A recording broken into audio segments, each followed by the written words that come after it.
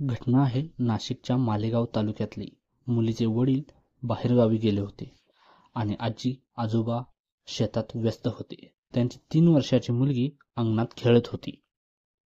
मुलीचा आवाज येत नाही म्हणून आई बाहेर आली, तर त्यांना ती दिसलीच नाही. मुलीला 3-4 तास शोध घेतात. मुलगी बेपत्ता झाल्याची बातमी गावभर पसरते. शोधाशोध सुरू झाली. गावातल्या तरुणांनी परिसरातील विहिरी, तळे, इतर भाग पिंजून काढला आणि मग गावातील एक झुडपामध्ये चिमुकलीचा निर्वस्त्र अवस्थेतला मृतदेह सापडला. कुटुंबीय आणि गावच्या पायाखालची जमीन सरकली. 3 वर्षाच्या मुलीवर निर्दयीपणे अत्याचार करून दगडाने ठेचून खून करण्यात आला होता. हे सगळं करणारा नराधम दुसरा तिसरा कोणी नसून त्याच गावातला विजय संजय खैरनार होता. नेमकं प्रकरण काय? चिमुकलीची हत्या कशी झाली? विजय कसा सापडला? आणि आता पुढे काय होणार? सगळं जाणून घेऊया मराठी क्राईम टॉक्सवर. रविवारी म्हणजेच 16 नोव्हेंबरला सायंकाळी मालेगाव तालुक्यातल्या डोंगराळी भागात एक संतापजनक घटना घडली.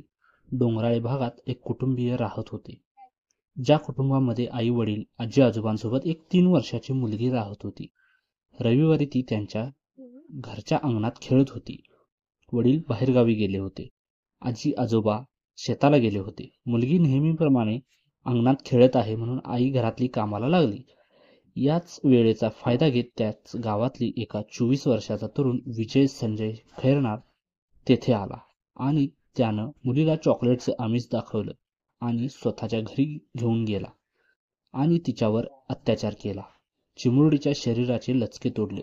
रविवारी सायंकाळी अंधार पडल्यानंतर या मुलीला दगडानं ठेचून मारून आणि गावात असलेल्या मोबाईलच्या टॉवरच्या परिसरामध्ये एका झाडाच्या झुडपात मृतदेह फेकून दिला. इकडे मुलगी अंगणात नाही ही गोष्ट लक्षात आल्यापासूनच तिचा शोध सुरू झाला होता. मुलगी सापडत नसल्याची बातमी संपूर्ण गावभर पसरली होती. संपूर्ण गाव चिमुकलीला शोधत होते. 4-5 तास उलटून गेले तरी देखील मुलगी काहीच सापडत नव्हती.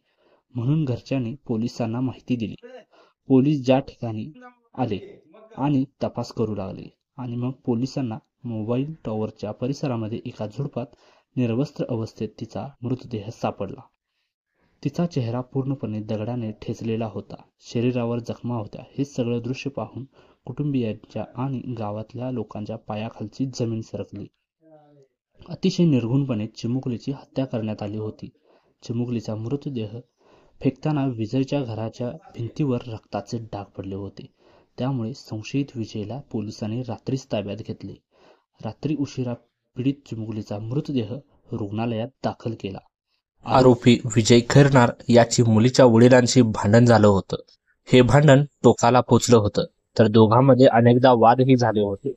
हाच राग आरोपीने डोक्यात ठेवला होता आणि बदला घेण्यासाठी त्यामध्ये 3 वर्षाच्या त्या चिमुकलीला टार्गेट केलं. तिची हत्या केली अशी कबुली आरोपींनी दिली आहे. आता सत्य समोर येतात संताप व्यक्त करत ग्रामस्थांनी आक्रमक आंदोलन सुरू केलं आहे.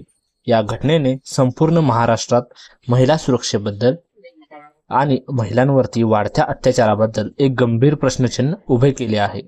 या निर्दयी कृत्यासाठी आरोपीला कायद्याने कठोर आणि लवकरात लवकर शिक्षा देऊन पीडित कुटुंबाला न्याय मिळवून देणे आणि भविष्यात असे गुन्हे करणाऱ्यांवर कायद्याचा धाक बसवणे हीच खरी गरज आहे. चिमुकलीला न्याय मिळेपर्यंत हा लढा सुरूच राहील. धन्यवाद.